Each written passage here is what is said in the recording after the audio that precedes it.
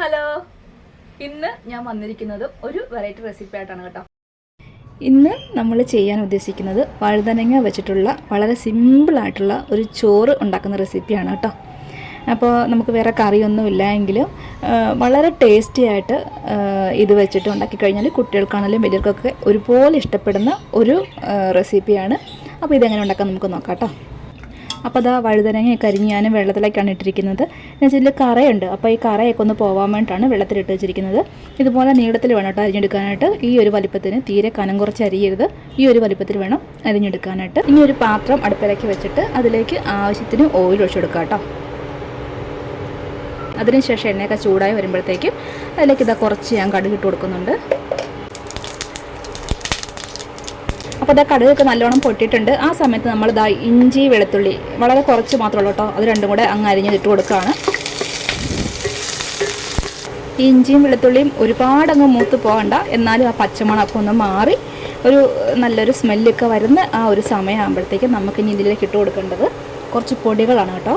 അപ്പോൾ അതിലേക്ക് ഞാൻ മുളക് പൊടി ഒരു 1.5 സ്പൂണ് മുളക് പൊടിയുണ്ട്. അതുപോലെ മല്ലിപ്പൊടി ഒരു സ്പൂണില്ല, ഒരു 3/4 സ്പൂണുണ്ട്. പിന്നെ ഗരം മസാലപ്പൊടി 1/2 സ്പൂൺ എടുത്തിട്ടുണ്ട്. മഞ്ഞൾപ്പൊടി കുറച്ച് മാത്രമേ, ഒരു 1/4 സ്പൂൺ മാത്രമേ എടുത്തിട്ടുള്ളൂ. ഇനി ഇതെല്ലാം അങ്ങിട്ട് കൊടുക്കുകയാണ്.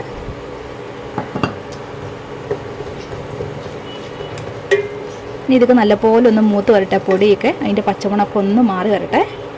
ഇനി നമുക്ക് ഇതിലേക്ക് കുറച്ച് കറിവേപ്പില, ഒരു 2 തണ്ട് കറിവേപ്പില ഇട്ട് കൊടുക്കുകയാണ്. അപ്പോൾ കറിവേപ്പിലൊക്കെ നിങ്ങൾക്ക് ഇഷ്ടമുണ്ടെങ്കിൽ ഇട്ടാൽ മതി കേട്ടോ. പക്ഷേ കറിവേപ്പിലൊക്കെ ചേർക്കുമ്പോഴാണ് ഇച്ചിരി സ്വാദ് കൂടുക.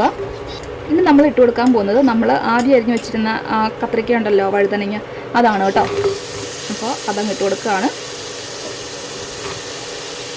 എന്നിട്ട് ഇതിൻ്റെ കൂടെ നല്ലപോലെ ഒന്ന് ഇളക്കി യോജിപ്പിക്കുകയാണ് ആ മസാല എല്ലാം കൂടെ.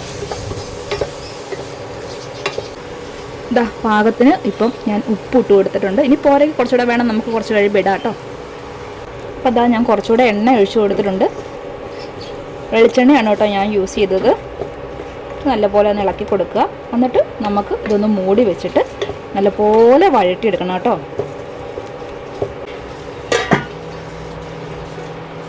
അപ്പോൾ നമ്മുടെ വഴുതനങ്ങയൊക്കെ പാകത്തിന് വഴണ്ട് നല്ലപോലെ വെന്ത് വന്നിട്ടുണ്ട് കേട്ടോ. ആ വെള്ളമയൊക്കെ മാറി നല്ല വഴണ്ട് വന്നിട്ടുണ്ട്.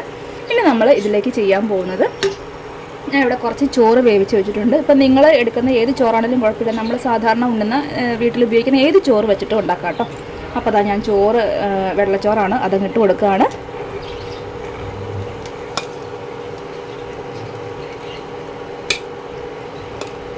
എന്നിട്ട് ഇതാ നമ്മളൊന്ന് ഇളക്കി കൊടുക്കുകയാണ് കേട്ടോ.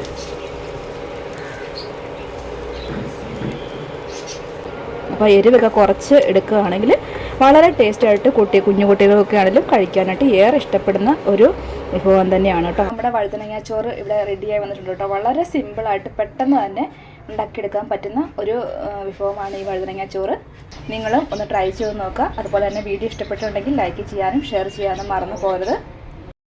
അപ്പോൾ ഇനി അടുത്തൊരു വീഡിയോ ആയിട്ട് വരുന്നവരേക്കും എല്ലാവർക്കും ഒരുപാട് നന്ദി.